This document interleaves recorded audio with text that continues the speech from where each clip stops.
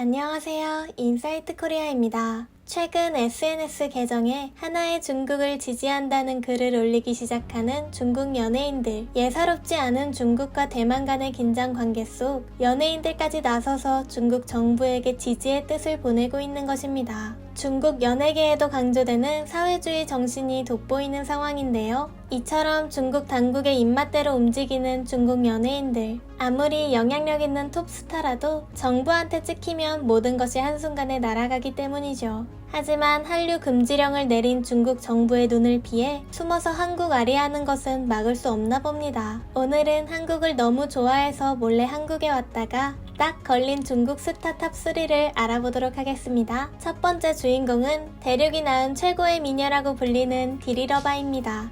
중국 내에서 지금은 디리러바의 시대라는 말이 나올 정도로 정상급 인기를 구가하고 있는 그녀. 빼어난 미모와 뛰어난 예능감으로 여자 연예인들 중 가장 큰 규모의 팬덤을 가지고 있다는데요. 한국에서는 잘 알려지지 않은 배우이지만 사실 그녀는 한국을 무척이나 좋아한다고 합니다. 아무도 모르게 나홀로 한국 여행을 왔다가 공항에서 포착된 적도 있죠. 마스크와 모자, 선글라스로 꽁꽁 싸매서 하마터면 영원히 비밀로 묻힐 뻔했지만 어떻게든 알아본 사람들로 인해 사진이 찍히면서 그녀의 극비 내한이 딱 들켰다고 하네요. 2019년 서울에서 열린 루이비통 행사에 참석했던 그녀는 그날 인터뷰에서 이번 한국 방문이 사실 처음이 아니라 두 번째다 라고 고백하기도 했습니다. 중국 당국의 눈치를 보느라 자주 한국에 놀러오지는 못하지만 대신 디리러바는 틈틈이 한국어 공부를 하면서 그 갈증을 해소하는 것 같은데요. 실제로 그녀는 한국어 구사가 굉장히 유창하다고 합니다.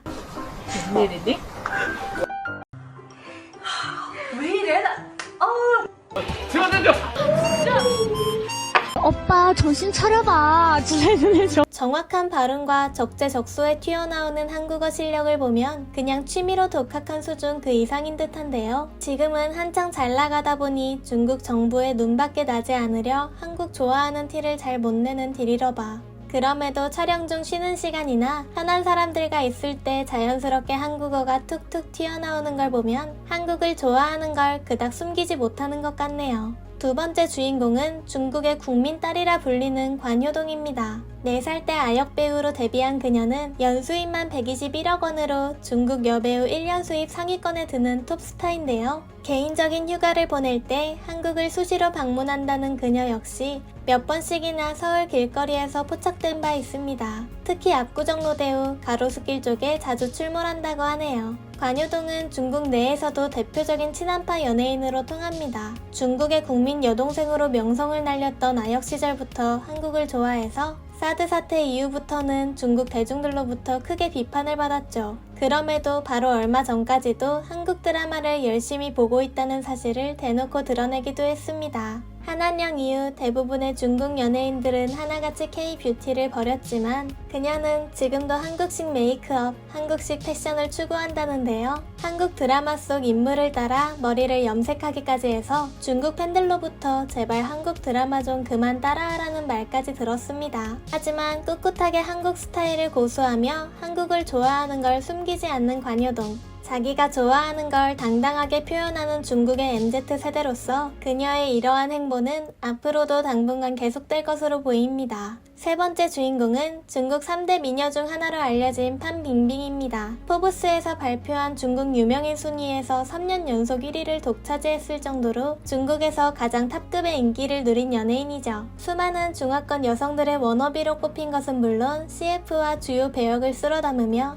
실제로 세계 여배우 수입 4위에 랭크되기도 했었는데요. 하나로 따지면 250억 원가량의 수입이라고 합니다. 그랬던 그녀가 2018년 탈세 논란으로 행적이 묘연해지면서 전 세계 언론으로부터 온갖 추측 보도가 뒤따랐었는데요. 실종설에 휩싸였던 그녀는 몇 달 전 한국에서 편안한 모습으로 돌아다니는 모습이 포착되어 엄청난 화제가 된 바 있습니다. 이후 판빙빙이 국내 드라마 인사이더의 카메오로 등장한다는 기사가 나면서 그동안 자취를 감췄던 그녀가 왜 한국에 있었는지 비로소 의문이 해소되었죠. 이후 중국으로 돌아간 줄 알았던 그녀는 놀랍게도 여전히 한국 체류 중인 근황을 전했는데요. 며칠 전 SNS를 통해 배우 정우성, 이정재와 함께 찍은 사진을 SNS에 올린 판빙빙. 그녀는 친구들과 기념사진을 찍었다 라며 이들에 대한 애정을 표현하기도 했습니다. 이 밖에도 배우 강하늘을 비롯해 박찬욱 감독과 강재규 감독 등 한국 연예계 인사들과 친근한 모습을 공개해